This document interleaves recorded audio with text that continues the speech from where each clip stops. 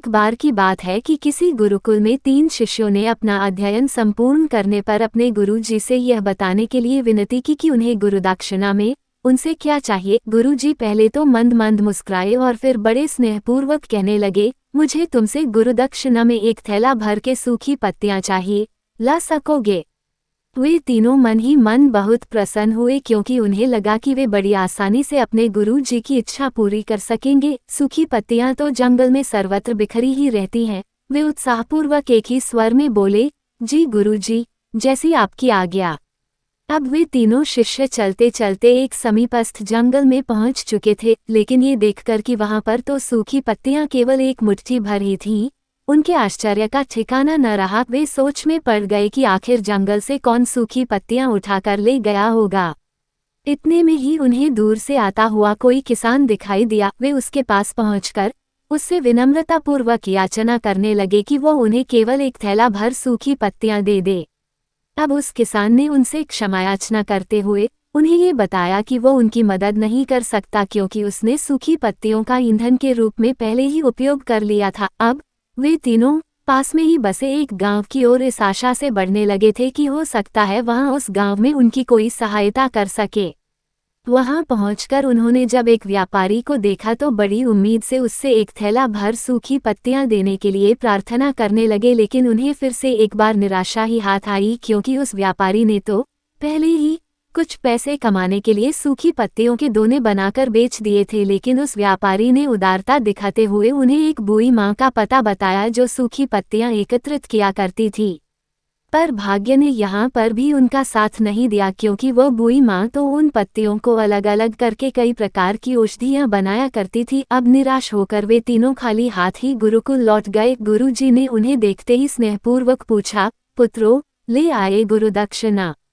तीनों ने सर झुका लिया। गुरुजी द्वारा दोबारा पूछे जाने पर उनमें से एक शिष्य कहने लगा, गुरुदेव, हम आपकी इच्छा पूरी नहीं कर पाए। हमने सोचा था कि सूखी पत्तियां तो जंगल में सर्वत्र बिखरी ही रहती होंगी, लेकिन बड़े ही आश्चर्य की बात है कि लोग उनका भी कितनी तरह से उपयोग करते हैं।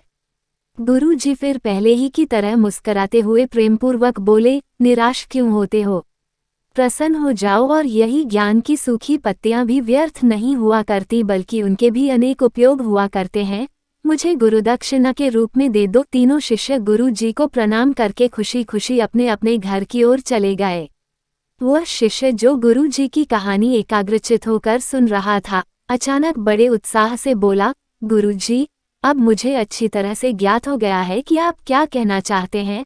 आपका संकेत वस्तुतः इसी ओर है, न कि जब सर्वत्र सुलभ सूखी पत्तियां भी निरर्थक या बेकार नहीं होती हैं तो फिर हम कैसे किसी भी वस्तु या व्यक्ति को छोटा और महत्वहीन मानकर उसका तिरस्कार कर सकते हैं। चींटी से लेकर हाथी तक और सुई से लेकर तलवार तक सभी का अपना अपना महत्व होता है। गुरु जी भी तुरंत ही बोले, हाँ पुत्र, मेरे कहने का भी यही तात्पर्य है कि हम जब भी किसी से मिले तो उसे यथायोग्य मान देने का भरसक प्रयास करें ताकि आपस में स्नेह, सद्भावना, सहानुभूति एवं सहिष्णुता का विस्तार होता रहे और हमारा जीवन संघर्ष के बजाय उत्सव बन सके। दूसरे, यदि जीवन को एक खेल ही माना जाए तो बेहतर यही होगा कि हम निर्विक्षिप, स्वस्थ एवं शांत प्रतियोगिता में ही भाग लें और अपने निष्पादन तथा निर्माण को ऊंचाई के शिखर पर ले जाने का अथक प्रयास करें। अब शिष्य पूरी तरह से संतुष्ट था।